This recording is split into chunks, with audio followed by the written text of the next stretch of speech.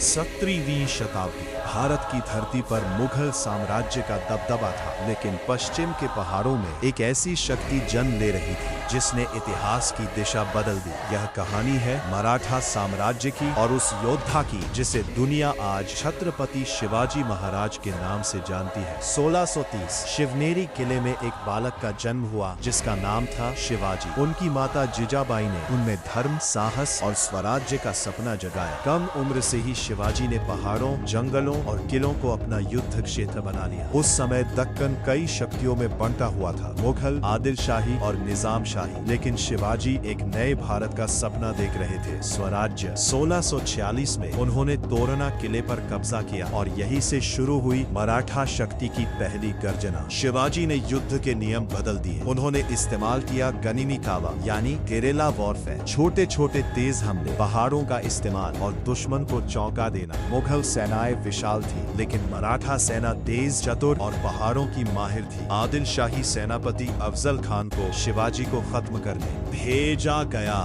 दोनों की मुलाकात प्रतापगढ़ किले के पास हुई, लेकिन शिवाजी जानते थे ये केवल मुलाकात नहीं बल्कि एक जाल था। और फिर इतिहास बदल गया। 1674 रायगढ़ किले में शिवाजी का राज्याभिषेक हुआ। वो बने छत्रपति शिवाजी महाराज। सदियों बाद भारत की धरती पर एक स्वतंत्र हिंदवी स्वराज्य स्थापित हुआ। शिवाजी के बाद मराठा शक्ति रुकी नहीं। पेशवाओं के नेतृत्व में मराठा साम्राज्य उत्तर भारत तक फैल गया। दिल्ली से लेकर दक्षिण तक मराठा शक्ति का प्रभाव दिखाई देने लगा। 1761 पानीपत का तीसरा युद्ध मराठा सेना और अहमद शाह दुरानी की सेनाओं के बीच भयंकर संघर्ष हुआ। ये युद्ध मराठा इतिहास का सबसे कठिन मोड़ बन गया। हजारों सैनिक मारे गए और साम्राज्य को भारी नुकसान हुआ। लेकिन मराठा शक्ति की कहानी यही समाप्त नहीं हुई। उन्होंने साबित किया कि साहस, रणनीति और स्वराज्य का सपना किसी भी साम्राज्य को चुनौती दे सकता है। आज भी महाराष्ट्र के किले शिवाजी महाराज की वीरता की गवाही देते हैं। मराठा साम्राज्य केवल एक राज्य नहीं था, बल्कि स्वतंत्रता की एक सोच थी। और